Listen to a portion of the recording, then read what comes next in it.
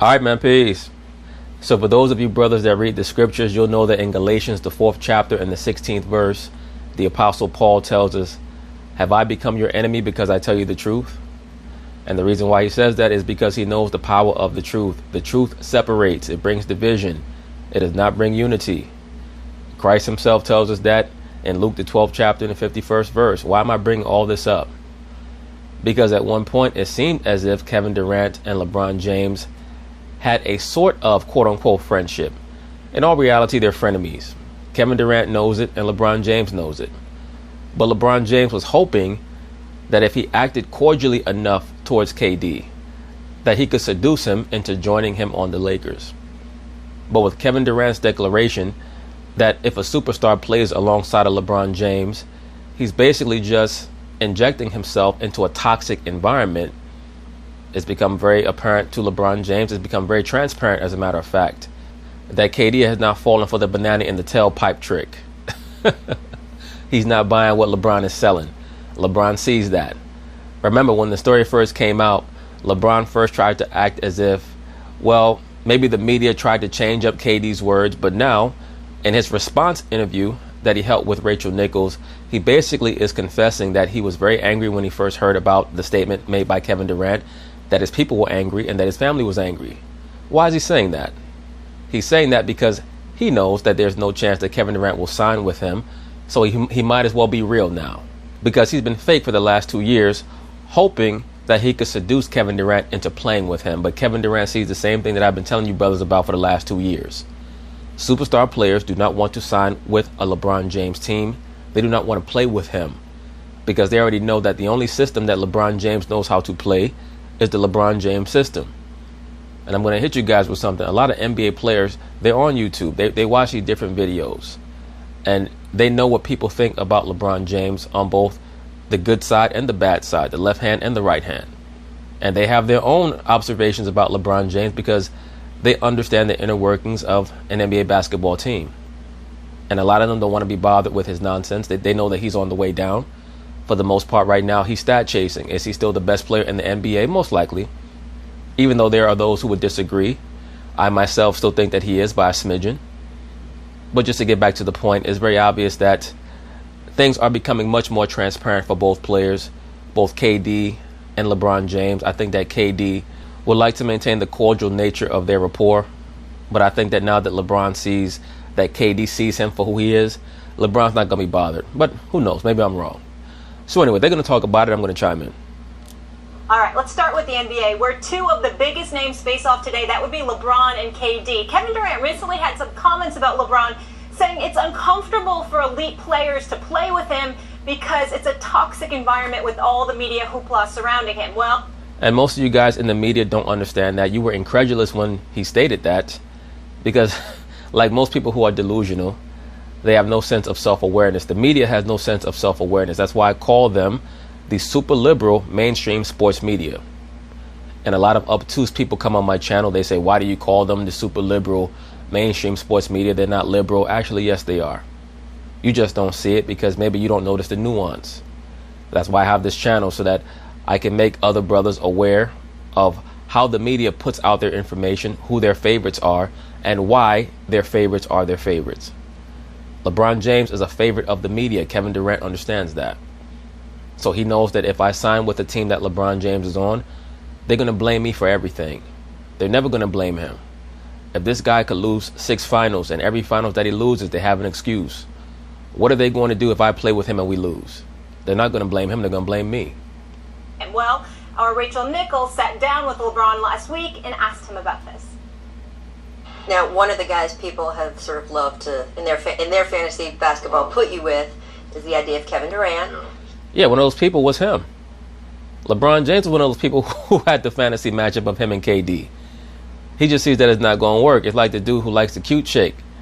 And he finally gets the nerve to walk up to her and ask her out. And she says, no, thank you. He says, bitch.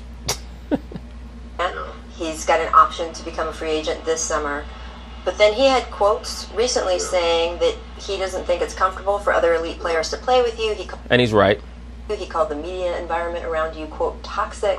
Yes, you're one of the toxic people in the media, Rachel Nichols, because you people bow down to this person here. a person who has lost in the big game twice as much as he's won in the big series. So the other NBA players don't see what you guys see when it comes to being so servile towards LeBron James. What did you think when you heard him say all that? I was a little pissed off when I first heard it. You were pissed off LeBron James? The first time that they asked you about it after the game, you stated that you wanted to investigate because you believed that the media probably was twisting his words. Now you're saying that you were upset when you first heard about it. Why are you upset? You weren't upset when you first heard about it. You were hoping that the media was trying to cause a division between you and KD because in your mind, KD was your number one option. Anthony Davis was not your number one option. KD was. As a matter of fact, in your dream scenario, you wanted them to sign KD and trade for AD. To be honest, I didn't know where it stemmed from. I was pissed. I could tell you where it stems from. It stems from the fact that Kevin Durant wants to beat you, LeBron James. He don't want to be you. He wants to beat you. He doesn't want to help you. He wants to beat you. My family was pissed. My friends was pissed. When I hear toxic, I automatically thought like, toxic is like you don't want to be around that. Because yeah, kind of like Kyrie Irving, kind of like that. Because it's almost like a fatal disease. You don't want to be around that. Yep, kind of like Kyrie, kind of like him. Got a phone call from KD. We talked. Kind of like Kevin Love having a mental breakdown, having numerous mental breakdowns while playing alongside of you, LeBron James. Kind of like that. We talked about it. He mentioned how he felt and how he felt the story took a twist. And as a man, I don't hold on to things too long. I'm too happy in my life right now, and I don't hold on to anything that will take away from my happiness. Those are great words, and I hope that brothers heed those words. Even though I scrutinize LeBron James because he's a Luciferian, and I know how he's operating. He's operating according to the convention that he basically is the center of the universe and everything revolves around him. And every other creation in his universe is there to serve him, and he tries to act like he's so magnanimous. That's neither here nor there. Beyond that, what he stated is essential, especially for the so-called black man. If you want to be happy or content with life, it starts with you. And negativity has to be removed from your life. You have to know how to manage negativity. You can't dwell on it. You have to know what's for you. As long as you're not breaking the laws of the land or the laws of the scriptures. For those of you brothers that believe in the scriptures, that is. For those of you who don't, good luck. But for those of you who understand what life is really about, it's pretty simple. It's not easy, but it's pretty simple. None of us are perfect. But we have to understand why we're doing what we're doing. And we have to be ready to omit negative forces immediately, because most of these people are extremely negative. They have no idea why their life is not going where they want it to go. It's because they're not willing to put forth the positive energy to guide it to where they want it to go. They don't have any devotion to what they claim their vision for themselves is. So LeBron James has that. There's no doubt about that. But at the end of the day, if Kevin Durant called him up to try to explain how he felt like the media or the story attempted to misconstrue his words, I'll say this. Even from the blurb that they reported, he made it very clear that it was not a direct attack on LeBron James. It was about the atmosphere that has been generated by the media around LeBron James and the people in the media who very clearly seem to have almost a personal infatuation with LeBron. So he made a point of saying that it's not about LeBron himself. The reason why LeBron took it personal is because LeBron James knows that he is the one who is emanating the energy that is being replicated by the media. So he knows, basically he's saying, KD, for you to insult the media, you're insulting me because those are my people. So how did you two leave that conversation? He told me how he felt, and he apologized on how it came out. And I said, all right, we move on from there. In other words, F you, nigga. You don't want to play with me, I don't want to play with you either. All right, LeBron, letting bygones be bygones. Talk to me about what you just heard. Well, first of all, listen.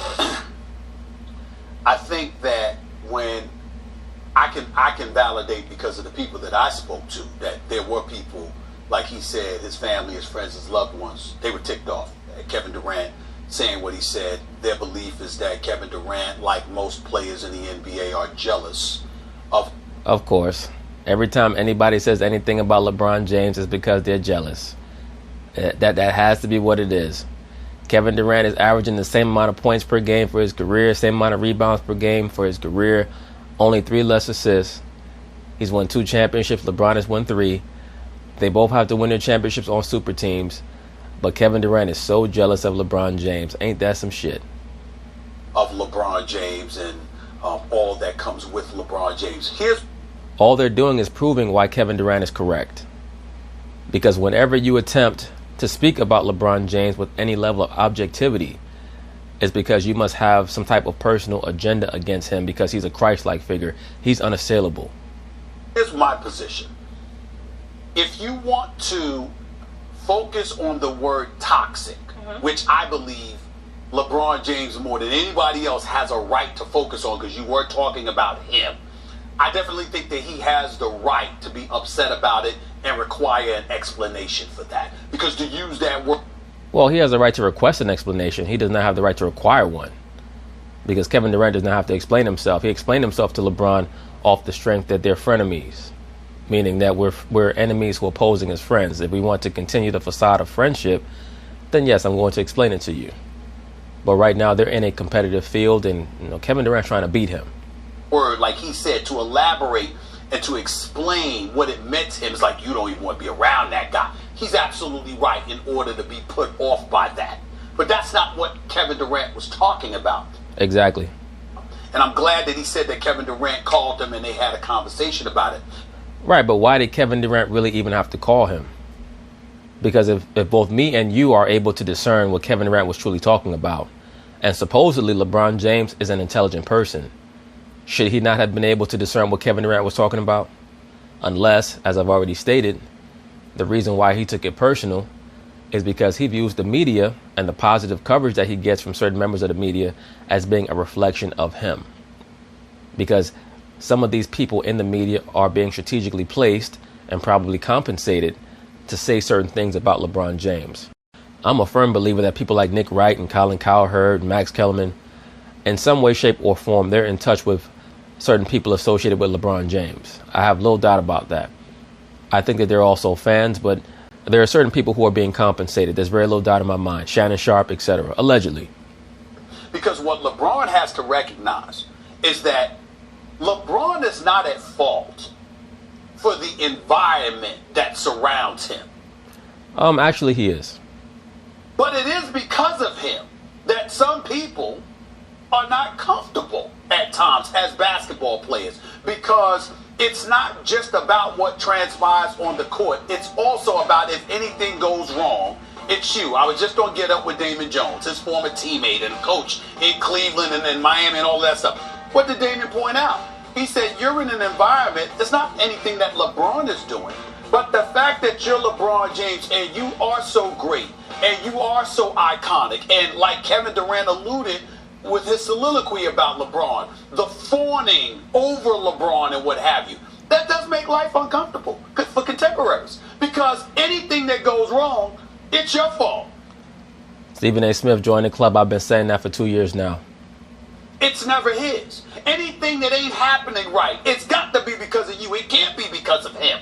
And when you combine that with the stature of a LeBron James and ultimately what level of acquiescence it requires, you've got to capitulate to some of the desires and some of the wishes of a LeBron James more so than others. And we all understand that just comes with life. The flip side to it is that you're not at an advantage if you're the guy on the other side. So Kevin Durant was kind of explaining all of that.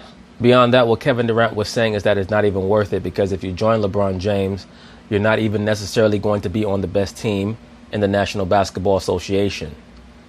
So you're pretty much putting yourself through a rigmarole that's unnecessary. That's really what he's saying. Once again, Kevin Love had numerous nervous breakdowns playing alongside LeBron James. Because LeBron James is like a chick that you moved in with after 2 months, and all of a sudden she's a totally different person. Like, Kevin Love played with LeBron James on the Olympic basketball team, and it probably seemed great. I think they played together in 2012. And that was probably the first time that LeBron James looked at him and considered him a player that he might consider teaming up with down the line. Or one of those teams they were on together. I think it was in 2012 Olympic basketball team, or maybe it was 2014. Who knows? Either way, they teamed up together, and I think that Kevin Love thought it was going to be different. but he got around LeBron and he saw that LeBron is very passive aggressive. He likes to play mind games, and it was an issue for somebody like Kevin Love. And of course, we know what happened with Kyrie. And positioning himself as being in a better situation for a prospective star to come and play with, rather than LeBron and those reasons why. And I sort of understood where he was coming from. I thought you articulated that well. I don't know how much I need to go over that, other than LeBron would talk about a lot of people maybe who said that, or maybe, but Kevin Durant has a lot of leverage here. Yes. LeBron, of course, who wouldn't want? Well, he had a lot of leverage. He had a lot of leverage for the last couple of years. That is why LeBron James played with him with kid gloves on, at least until they got into the finals and LeBron got smoked twice. But LeBron has tried to keep it cordial. He's tried to keep it mannerly. He's tried to keep it familial, hoping that he could win Kevin Durant over and convince him that we could be like a Magic Bird tandem if Magic and Bird had played together. And KD didn't fall for it. So that's the real reason why LeBron is upset. Want Kevin Durant to come and play with him. He's the ultimate complementary piece. I don't think you can build around Durant. You're going to go on a championship run. But if you have a guy like Steph or a guy like LeBron or a guy who can run your offense, then there's no greater weapon maybe ever than Kevin Durant. Thank you, sir. How long have I been saying that? Kevin Durant is arguably the greatest second banana of all time. I've been telling you guys that for a while now. That's what he is. He's not somebody who's going to lead your team. I do think that there's the potential for him to try it, to try to prove me wrong and to prove others wrong, that he is indeed a first banana, not just a second banana. But we'll see. As of right now, KD is probably the greatest second banana in the history of the NBA. Who's not only one of the greatest scorers ever, but incredibly efficient as a scorer, and also plays defense and has elevated his defense to, elite. He's a great, great player in his prime. I think about The Wire. When Proposition Joe, remember he told Marlo was about to kill him. Yeah. And he told Marlo, I treated you like a son. Remember what Marlo said? I wasn't made to play the son. That's what the dynamic I see here. LeBron is like, maybe not like a son, but that's the basic gist, like, what's going on? And KD's like, I'm coming for you. Essentially, that's how I read this. That's all there is to be read. You're correct, Max Kellerman. It's as simple as that. KD does not want to be him. He wants to beat him. He does not want to play with him. Once again, if KD wants to be on a super team, he might as well stay in Golden State. At least they run a real system. That's why KD is being so honest with LeBron. When are people the most honest with you? As Shannon Sharp would say, when they're angry with you, when they're drunk, and when they're done with you. I mean, it's as simple as that. Like, hey, come play with me. No, I'm coming for you. KD's not Marlo, though. He's not the man. He's a balance of power player, right? Agreed. Right now in the NBA, because he's a free agent. Right. Because where he goes, that could be the team. But he's not the man. And the reason, when you say jealousy, people around LeBron think there's jealousy around him, the reason LeBron is 10 times the star that anyone else in the NBA is. Well, that's debatable. I think that we could evaluate who the biggest stars are based off of things like jersey sales or sneaker sales. And I think that once we evaluate those numbers, it'll quickly be determined that Steph Curry is the biggest star in the NBA. I think that LeBron James is the biggest man crush in the NBA. He has a lot of fanboys in the media and on the internet and in the public in general. He has a great deal of men who are infatuated with him. But if we're talking about sheer popularity, I think that Steph Curry is right there with him, if not even above him. Is because he is on his own level. Don't get it twisted. Do not get this bent. KD is a great player in his prime. So is Kawhi, so are a lot of others. There is LeBron James, and there is everyone else. I got a question. This guy talks about LeBron like he's Michael Jordan. It's like, this is the exact reason why Kevin Durant says what he says. But they just don't get it. They just don't get it. It's like a concubine-level female trying to understand why a man will not take her seriously. It's because you're a concubine, you're not a wife. These fanboys, they're like concubines for these athletes. They just don't get how they fuck up the opportunities that their favorite athlete has to improve their situation because of their mouth. Who the hell would want to team up with LeBron James and then wake up in the morning at 9:30 a.m., throw on ESPN and you're trying to hear what's current in the sports world, and you're hearing people like Max Kellerman blaming you for why your team lost, and you played well and LeBron James didn't. Who wants to deal with that? Question for you, but I'm gonna And like, they can recognize it or not, but it's the truth. Max, you're kind of taking No, it's not truth. It's just your perspective. it as KD's coming for LeBron's spot, but Stephen A., I took it as I'm going to be trying to recruit against you. Yes. Well, that's the point. That's the same thing. If KD's trying to recruit against him, which I agree with, I stated that when Kevin Durant made the statements that he made in that article, I stated that he was trying to recruit Kawhi Leonard. That's obviously one and the same. There's a correlation there, Molly Karam. He is coming for LeBron James' spot. That's why he's trying to recruit against him. I've been hearing rumors like, I'm coming to the same Clippers. thing he's saying too. That's what Max is saying. I thought you were saying more. I'm trying to take your spot. No, I'm trying to get the marquee free agent for the Clippers while you're with the Lakers. But that's coming for you. In other words, KD's like, I'm going to get my team and get it through. Let me take this conversation to a different place. And it's not taking sides or anything like that. But let's talk basketball from this perspective. Because I love what you just said when you talk about you on your own level. Right. Fine. You know something, Max? We weren't saying that about LeBron before he arrived in Miami. Before he arrived in Miami, as great as he were, we were not saying that about him. I'm talking about the specific words you're on your own level. Right. Well, before LeBron James arrived in Miami, you had Kobe Bryant, you had Tim Duncan. It pretty much was that there was one plane there where those players existed. You could even stretch it out to Nowitzki, who might have been considered on that plane as well. But at the very top, it was Kobe, it was Tim Duncan, and it was LeBron, who were considered the three best players in the NBA, meaning they were the players who would always be a threat to win a championship in that time period. So, I mean, no, LeBron was never going to be considered on his own stratosphere at that time.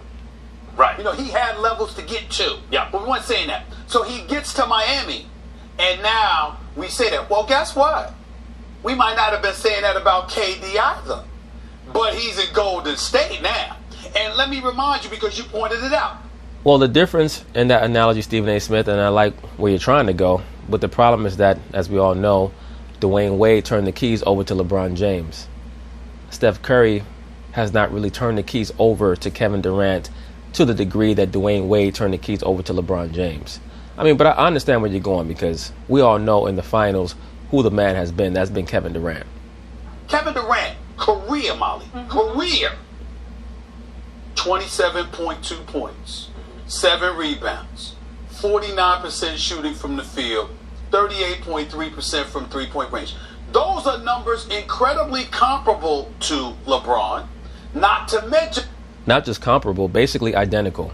Mention the fact that now he's a reigning two-time champion. I know he's got Steph Curry. You know what I'm saying? And I know that Steph Curry and Klay Thompson, the combination of the two is different than what D. Wade and Bosh. All I'm talking about in terms of the circumstances, not arriving until you arrive. I'm not quite sure about that. In 2010, when LeBron James went to Miami, D. Wade was a top 5 NBA player. Chris Bosh was definitely top 15, maybe top 10, but definitely top 15.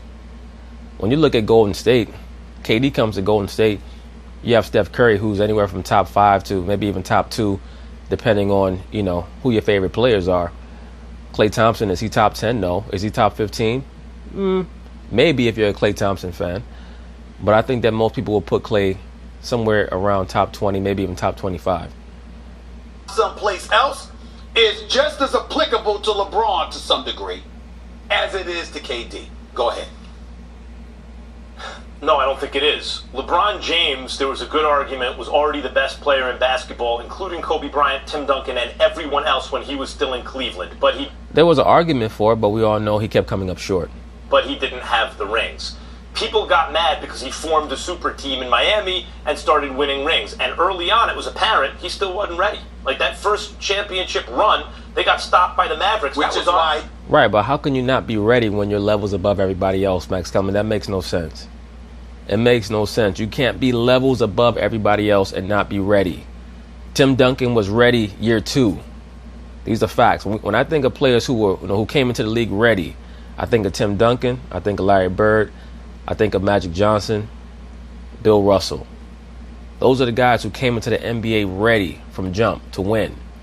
Even Hakeem Olajuwon got to the finals in his second year. You can even make the case that Shaq, to a certain degree, but you know, really when they brought in Penny Hardaway and then Horace Grant, that's when they took the quantum leap. But Bird was able to take a team that, was a 29-win team the year before and get them to 60 wins, and I think to the Eastern Conference, either semis or the Eastern Conference Finals in his first season. And of course, we know Magic Johnson won the championship his first year. Tim Duncan won the championship his second year. So, again, is LeBron a great player? Yes. Is he on a level all his own? Absolutely not. He's never been on a level all his own in the NBA. No. Why he wasn't the best in the world. That's fair. Okay. That's fair. And then he elevated, and then he took a Cleveland team that was undermanned to the finals every single year. It was ridiculous, and even upset this incredible Warriors team. All KD has done on a championship level is join maybe the best team of all time and make them even better. That's all he's done so far. No, he did not join the best team of all time. How could they have been the best team of all time when they lost in the finals before he got there? If you're the best team of all time, you win before the guy gets there. That's why there's talk about maybe him going somewhere else. Once again, this is why there will not be any superstars who team up with LeBron James other than maybe Anthony Davis if they're able to put that mojo on him to get him to request a trade. That's the only one. Kawhi Leonard will not sign with the Lakers. Kevin Durant will not sign with them. Nobody will sign with LeBron James because of people like you, Max Kellerman. So you only have yourself to thank for that. We could go all day on this, but we're out of time, guys. We only have an hour today. A lot more to come on this. But anyway, that's basically it on that. It's good to see LeBron James finally tell the truth about how he felt when he first heard Kevin Durant's statements, because I knew that that's how he felt. There's no way in the world that you're going to hear somebody associate your name with toxicity and not get offended. But he had to hide it because he thought he still might have a chance to get KD.